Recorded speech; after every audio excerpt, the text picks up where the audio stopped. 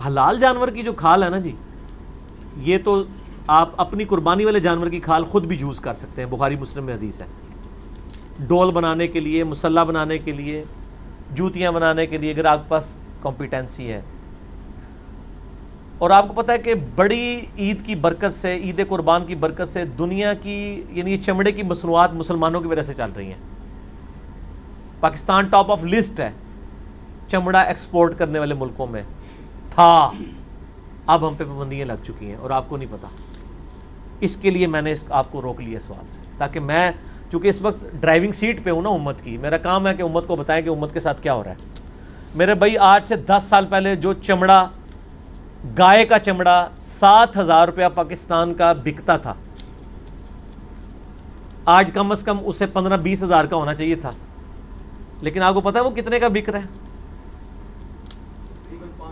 500 روپے کا بک رہا ہے وہ چمڑا، کیونکہ آپ کے اوپر پابندیاں لگ گئی ہیں انٹرنیشنل۔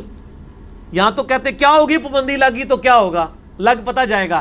یہ جذباتی ڈاکٹرائن چھڑ دیو، یہ امت نو کہانیاں کڑانیاں دس چھڑ دیو، او جی ملک نو کھا رہے ہیں پھر بھی نہیں ختم ہوندا، او ختم ہو گیا ایک دہاڑی تو پتہ لگنا ہے۔ درخت جو ہے اس کے اندر سے جب دیمک اس کو چاٹ جاتی ہے باہر سے تو آپ کو کھال نظر آ رہی ہوتی ہے، ایک دن دھڑام سے گر جاتا ہے۔ یہ کون کہہ رہا ہے ختم نہیں ہو رہا، دیمک کی طرح چاٹا گیا ہے۔ تو میں ایک جنرل بات کر رہا ہوں، صرف آپ کو ایک ایجوکیٹ کر رہا ہوں کہ آپ کے ساتھ اس وقت کیا ہو رہا ہے۔ بکرے کا چمڑا اس وقت مجھے یاد ہے 400-500 روپے کا آج سے 10 سال پہلے تھا، اب وہ 50 روپے کا بھی نہیں بکتا، اور وہ بھی ادھار پہ آپ سے کسائی اٹھاتے ہیں۔ کیوں کہ چمڑا پہلے یہ ہوتا تھا کہ یہ چمڑا ہم باہر ایکسپورٹ کرتے تھے، وہاں سے پرس بنتے تھے چمڑے کی، جوتیاں بنتی تھی، امپورٹ ہوتی تھی ہمارے ملک میں۔ اب وہ ہم سے چمڑا خریدتے نہیں ہیں، یہاں پہ چمڑا ضائع جا رہا ہے۔ یہاں ہم نے کہاں سے خریدنا ہے؟ آپ مجھے بتائیں، اس چمڑے میں ویلیو ایڈیشن کر کے آپ جب اس کو بیچیں گے تو آپ سے کس نے خریدنا ہے؟ کوئی پاکستان کی کمپنی اس چمڑے کے اوپر اتنا پیسہ لگانے کے لیے تیار ہی نہیں ہے، کیونکہ وہ جب چمڑے کے اوپر وہ اتنی آپ اس میں چیزیں ایڈ کریں گے تو آپ کو تو وہ چمڑے کا بیگ جو ہے 5,000 روپے کا کس نے خریدنا ہے؟ وہ تو چند ایک لوگ ہیں، تو آپ کیا ساروں کو دیں گے؟ یہ باہر کے لوگ کیا کرتے تھے؟ وہ چمڑا آپ سے سستا خرید لیتے تھے، ہمارا تو 7,000 روپیہ ہوتا تھا، ان کے لیے تو کچھ بھی نہیں ہے، ان کے تو $70 ہی بننے تھے نا، تو وہ آگے ہزاروں ڈالر کماتے تھے۔ اب وہ آپ سے لے نہیں رہے ہیں، آپ یہاں کچھ کر نہیں سک رہے۔ تو یہ جناب ہمارے ملک کے اوپر جو کچھ اس طرح کی صورتحال ہے، ابھی نئی گورنمنٹ جو بھی آنے والی ہے، میں ریکویسٹ کروں گا، میں دیکھیں پہلے بھی دھرنوں کے خلاف تھا، آج بھی میں دھرنوں کے خلاف ہوں۔ آج اگر پی ٹی آئی کی حکومت آئی ہے تو میں نون لیگ سے، پیپلز پارٹی والوں سے ہاتھ جوڑ کے ریکویسٹ کروں گا، خدا کے لیے 5 سال حکومت چلنے دیں، آپ پروٹیسٹ اپنا اسمبلی میں رکھیں، کوئی دھرنے نہ دیں حکومت کو۔ یہ continuity, democracy is the best revenge.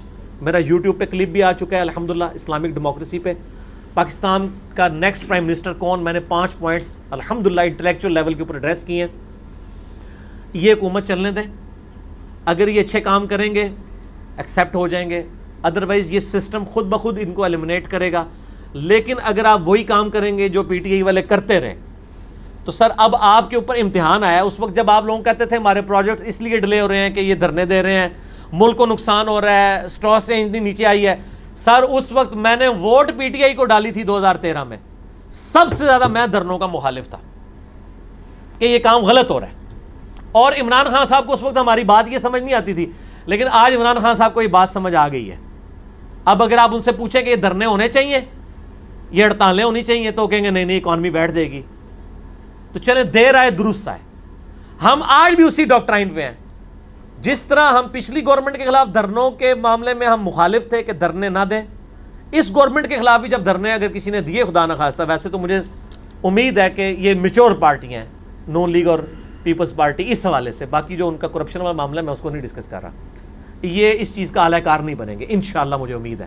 اور اگر بنیں گے تو ہم ان کو بھی سمجھائیں گے کہ اگر آپ نے ملک کے ساتھ دشمنی نہیں کرنی، ملک کو چلنے دینا ہے تو یہ کام کرنے دیں۔ اور پی ٹی اے والوں کے لیے تو ہم نے ایک ہی کہا کہ آپ نے نام رکھا ہے پاکستان تحریک انصاف، ہم آپ سے صرف ایک چیز مانگتے ہیں کہ آپ انصاف دیں اس نیشن کو، عدلیہ کو آزاد کریں۔ کوئی مذہبی لیڈر، کوئی سیاسی لیڈر، کوئی فوجی لیڈر، کوئی ایجنسی کا لیڈر عدلیہ سے اوپر نہیں ہونا چاہیے۔ بس تحریک انصاف ہے، تحریک انصاف بنے۔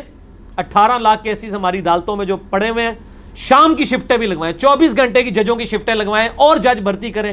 یہ کیسز ختم کریں. سریعام جب لوگوں کو سزائیں ہوں گی, اسلامک ڈیٹرنس ہوگی, آپ دیکھیں کس طرح کرپشن ختم ہوتی ہے.